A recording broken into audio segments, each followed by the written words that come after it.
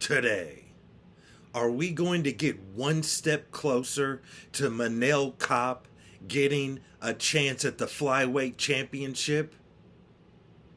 And what about Ankalaev versus Johnny Walker 2 in the main event? Are we going to see more craziness? Is something else going to happen to Ankalaev? Can Ankalaev just go out there and have a regular fight, win or lose, and not have controversy? Is that going to be possible? Does he have the most controversial career of all time? Also, what about Jim Miller? This is his last stop until UFC 300. Will he be victorious, or will he go into UFC 300 with an L on his resume? All of this and more on this episode of Matter of Fact MMA. What's up? What's happening? Let's go. We right back at it. We right back with it. Back here to break down the first card of 2024. It's going to be UFC Vegas 84. And it goes down this Saturday night. And in the main event, Magomed Ankalaev steps in the octagon with Johnny Walker in a rematch after their first fight ended in a no contest DQ. I'm not sure what happened. Let's get into this. So I'm just going to kick it off hot, going in hot. For the first main event of the new year, I'm going underdog. I'm going along with Johnny Walker. I'm going along with Johnny Walker based out of the fact that he wasn't looking bad for what little bit of time their first fight lasted. He wasn't looking bad at all against Ankalaev. He seemed to be holding his own fairly well. If anything, you would say that fight was even at the point that Magomed committed the foul and ended up ending the fight. You know, it was weird how it got turned into a no contest and not a DQ. I don't know what happened. Nevertheless, dude, coming back in this fight, this is the way I see it. And this is what I'm talking about at the top of this show. Ankalaev has had so many issues, not outside the octagon, but inside the octagon, particularly inside of his fights. There's always something happening, it's or it's a bad decision, and Dana White is angry, and he's going off on Ankalaev after the fight, and ends up making a title fight between Jamal Hill and Glover Teixeira. You never know what's going to happen with an Ankalaev fight, is what I'm saying. So, with all of that chaos, dude has, he talked bad about the UFC for a little while. He wanted to be let out of, or released out of his contract with the UFC. He wanted to move on. The homie's on shaky ground, you know what I'm saying?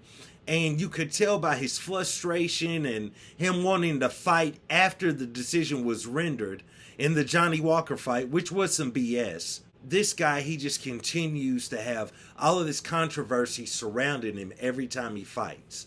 So in my opinion, coming into this, how many times can he really bounce back after experiencing some form of chaos right before, some shenanigans? You know what I'm saying? I think that luck might have run out. I'm going to go along with Johnny Walker to get the upset here. Because it's Johnny Walker, I'm actually going to go along with a chaotic knockout, or chaotic TKO stoppage. If it goes to the scorecards, then I'm probably going to give it to Ankalaev, but honestly, I'm going to go along with Johnny Walker, some sort of a chaotic finish, and that's where we're going to go. From there, we're going to move on as I check my Nizzos. We got in the co-main event, Matheus Nicolau stepping in there with Manel Kopp. Now, here we go. This is what I'm talking about. Manel Kopp, Nicolau, flyweight. Let's get into it. So, there's not a whole lot to say. I'm going along with Starboy Manel Kopp. Manel Kopp is the type of guy that you need fighting for the flyweight championship. Why? Because he is pure chaos himself. He's completely off the wall. You never know what he's going to say. He's not worried about being politically correct. He's not worried about not ruffling feathers. He could care less about anybody's feathers. He'll ruffle whatever. The man don't care. And so what I'm saying is, you need this guy fighting for the flyweight championship because he brings that extra little oomph to the fights. Because even when you happen to look at a card and you're like, oh wow, Manel Kape's fighting. I didn't even know he was fighting on this card. By the time they get to the media day, you're definitely checking for Manel Kape's fight going into the weigh-ins and on fight night. Because if he's not against his opponent and saying crazy stuff about him and getting the attention that way, he's going to attack somebody on stage. He's going to go after somebody else fighting on the card. They might be in the middleweight division. They might be bigger than him, is what I'm saying. He just makes headlines every time he steps in the octagon and prior to stepping into the octagon. So in my opinion, anytime he's on a card, it's bringing some eyes to it. It spices it up. And I mean, if he goes out there and he gets everything done against Mateus, I feel like, bro, you know, go ahead and give him a title shot. Because Pantoja is your, you know, more laid back guy who he will, you know, he will go out there, he'll lay down the wood on his opponents verbally if he needs to. But when you put him in there with somebody explosive, just explosive on the mic, like Manel Kape, I believe it'll draw out a savage side of Pantoja in which it'll make for the ultimate flyweight championship fight. You know, because, I mean, it ain't, as I'm always talking about, if y'all follow a lot of my videos on my channel about Pantoja, the man walks out to many men. You know what I'm saying? So he's about that life. You know what I'm talking about? You're not getting ready to just watch him on the mic and he ain't going to say nothing back. Or take a shot at you at the weigh-in. This man will attack you. You know what I'm saying? We talking about Alexandre Pantoja. So let's not get it twisted. But, man, I want to see Manel Kape go out there, beat Mateus. And I know it probably doesn't work out rankings-wise or anything, but I want to see him at least move a fight closer to fighting for the flyweight championship. I'm going along with Manel Kape in this one.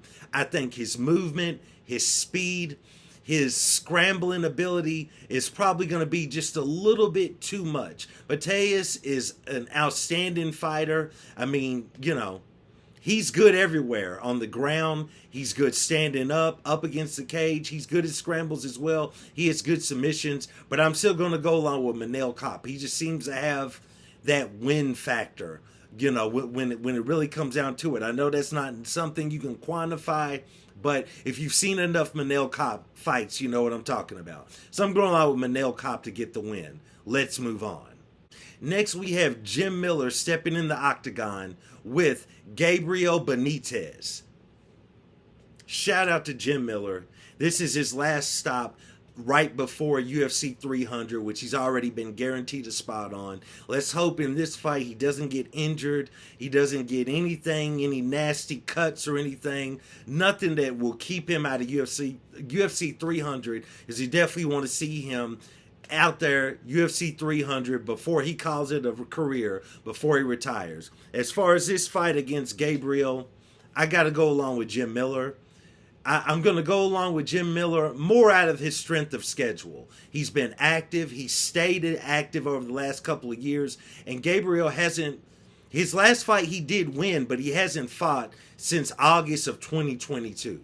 So I'm going to go along with Jim Miller to go out there and get the win and keep steamrolling down the line to UFC 300. Next, we have Ricky Simón stepping in the octagon with Mario Bautista. For this one, I'm actually going to go underdog again. You know what I'm saying? This card, when I look at it just before I get my pick, this card is like, it's just a chalky stew. You know what I'm talking about? It's just a chalk soup. You know what I mean? It's a chalk pate, a chalk casserole of favorites. Very few underdogs that I feel like are going to win on this card, so I'm still going to be betting on DraftKings. DraftKings, holla at me. I'm betting with you every week out here doing the Lord's work. But nevertheless, I ain't responsible for your picks because when I'm looking at this card, I think it's a chalk stew. But we'll see how it goes down. But for this, I'm going to be picking the underdog. I'm going along with Mario Bautista. Even though I know he barely beat Damon Blackshear, and a lot of people believe that Damon Blackshear actually won that fight. I'm not really sure how I scored that, but I'm still going to choose him to get that win over Ricky Simone. Ricky Simone is definitely an outstanding fighter. At this stage of his career, he's become he's always been a good wrestler and a good grappler. But his grappling and his wrestling is on another level at this moment.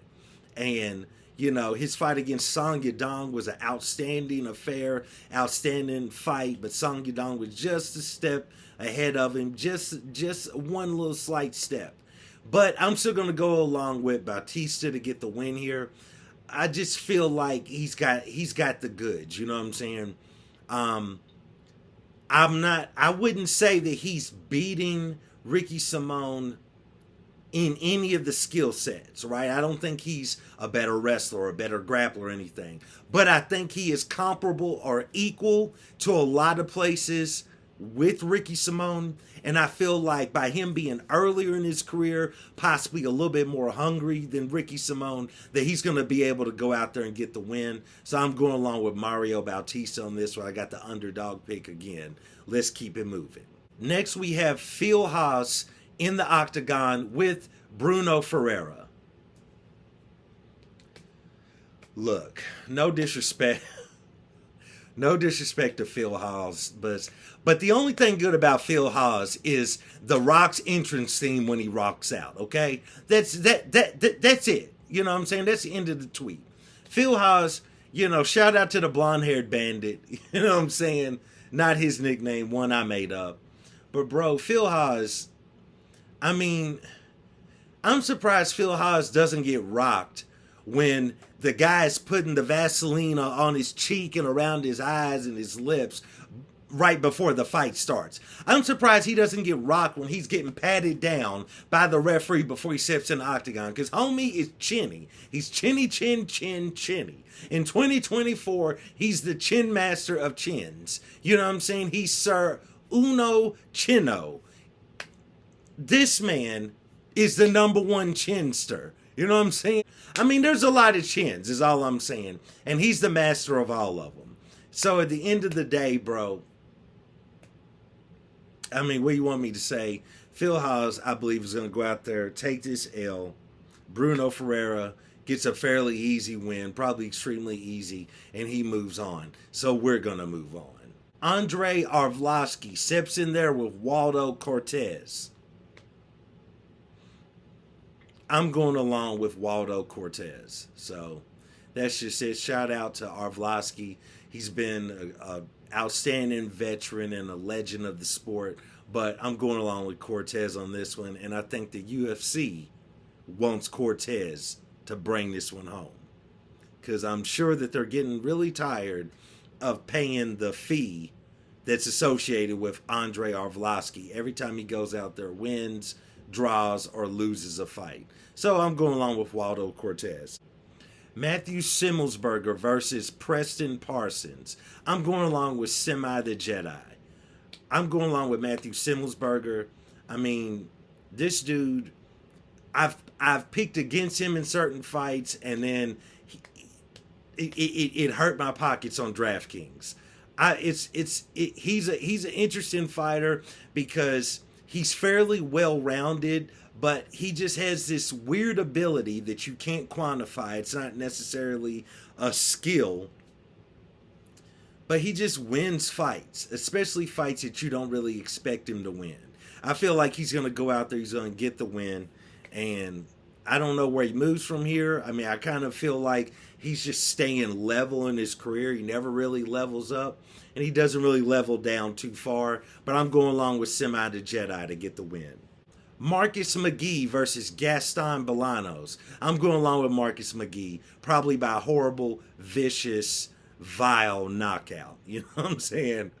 Marcus McGee, that's my pick right there. Farid Basharat versus Taylor Lulapoulos. It's a crazy last name, bro. I'm going on with Basharat. The Basharat brothers are two of my favorites in a lot of the upcoming guys, a lot of the contenders. I'm going along with Basharat.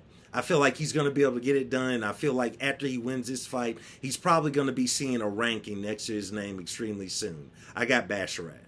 Weston Wilson versus Jean Silva. I got Jean Silva in this one. You know, he's out there with the fight nerds. They got a tremendous camp, tremendous coaches. I'm going to go along with him to go out there and get the win.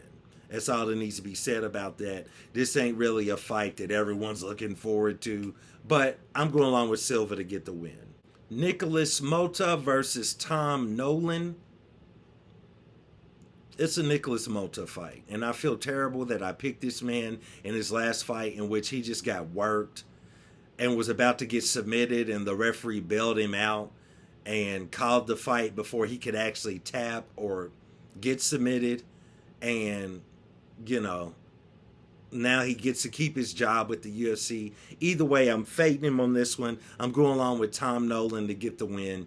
And finally, the UFC can get rid of Nicholas Mota and they can move on. Then, in the very first fight of the night, last fight we're going to discuss, Joshua Van versus Felipe Burns. I'm going along with Joshua Van in this. I think he's going to end up being a very interesting prospect at flyweight. So it's going to be cool to see, you know, his rise to the, you know, to be a contender. I'm going along with Van to go out there and get the win. So that's it. That's the end of the tweet. That's Vegas Fight Night Vegas, UFC Apex, whatever you want to call it, 84. It goes down this Saturday. Those are my picks. That's what your boy's riding with. And in the main event, I got Johnny Walker going out there as an underdog on this chalk stew of a card and getting the win. So please like, subscribe, comment, let me know what you think. And I do want to thank you for joining me for another episode of Matter of Fact MMA. And I'll check you next time. Peace.